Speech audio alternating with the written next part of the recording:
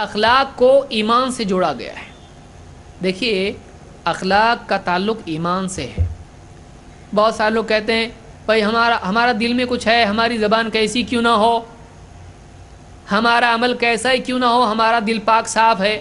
آپ کا دل پاک صاف ہے، آپ کی زبان کیوں گندی ہے؟ بھائی ڈرم میں جو ہے نل سے وہی نکلے گا نا.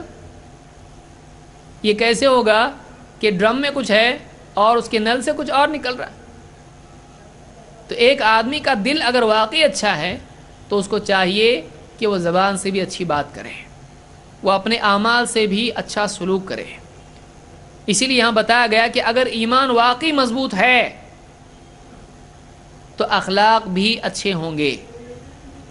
اگر اخلاق اچھے کرنا ہے، اب دیکھیے الٹا اس طرح سے سوچئے، اگر کسی کے اخلاق میں بگاڑ ہے تو یہ نتیجہ ہے ایمان کے بگاڑ کا. لہذا اگر کسی کو یہ فکر ہو کہ اولاد کے اخلاق بگڑ رہے ہیں تو ان کو اس بات کی فکر کرنا چاہیے کہ ان کے ایمان کی فکر کریں، کیونکہ ایمان کے بگاڑ سے اخلاق بگڑ رہے ہیں. لہذا کوشش کرنا چاہیے کہ ان کے عقیدے درست کریں، اللہ کا ڈر پیدا کریں، آخرت کی فکر پیدا کریں، قیامت کا ڈر پیدا کریں، جنت کی طلب پیدا کریں، جہنم سے خوف پیدا کریں. یہ ایمان کی وہ چیزیں ہیں جو آدمی کے اخلاق کو درست کرتی ہیں. ایمان صحیح ہو جائے گا، اخلاق بھی صحیح ہو جائیں گے. دل صحیح ہو جائے گا، جسم صحیح ہو جائے گا، سوچ صحیح ہوگی، زندگی صحیح ہو جائے گی. معاشرے میں جو اخلاقی بگاڑ پیدا ہو رہا ہے، آج سب لوگ چلا رہے ہیں لوگوں کے اخلاق بہت خراب ہو رہے ہیں، لوگوں کے اخلاق بگڑ رہے ہیں. تو جو لوگ دعوت کے میدان میں ہیں، اگر سماج میں اخلاقی بگاڑ پیدا ہو رہا ہے، بے حیائی عام ہو رہی ہے، اور زبان اور آنکھ اور کان اور ہاتھ اور پاؤں ہر اعتبار سے انسانی سماج میں اخلاقی بگاڑ آ رہا ہے، تو اس کی اصلاح کا نقطہ کیا ہے؟ کہاں سے اصلاح کی ابتدا کی جائے؟ کہاں اصلاح کی جائے کہ اخلاقی بگاڑ ختم ہو؟ معلوم ہوا کہ اسلام ہم کو یہ نقطہ دیتا ہے کہ اخلاقی بگاڑ یہ ایمان کے بگاڑ کا نتیجہ ہے. لہٰذا ہم کو لوگوں کے ایمان کی اصلاح کی فکر کرنا چاہیے.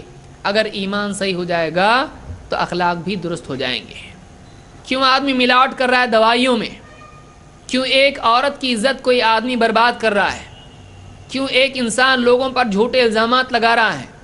کیوں ایک انسان چوری ڈکیتی کر رہا ہے؟ کیوں ایک انسان دوسرے کی جان کا دشمن بنا ہوا ہے؟ کیوں آدمی دوسرے کو برباد کرنے کے لیے کھڑا ہوا ہے؟ کیوں ایسا ہو رہا ہے؟ دل میں ایمان کی کمزوری ہے. اگر واقعی وہ اللہ اور آخرت کا ڈر رکھتا ہے دل میں، اپنے آپ زندگی صحیح ہو جائے گی.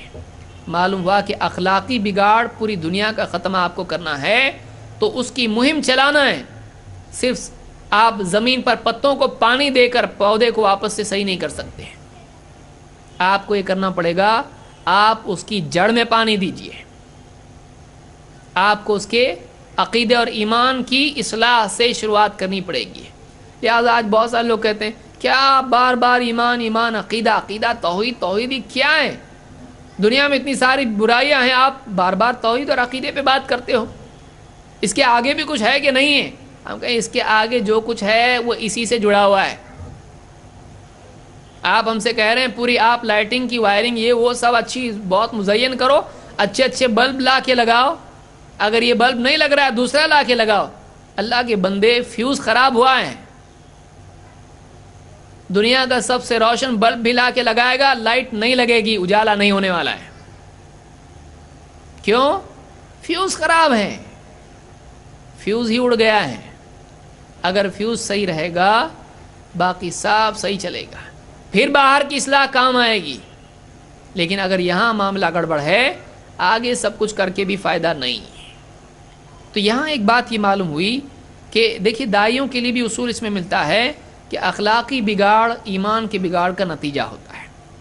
اور انسانی سماج میں اچھا سماج اس وقت بن سکتا ہے جب اس سماج کے، اس گھر کے مرد اپنی بیویوں کے لیے صحیح ہوں، تو واقعی سماج صحیح سماج بن سکتا ہے.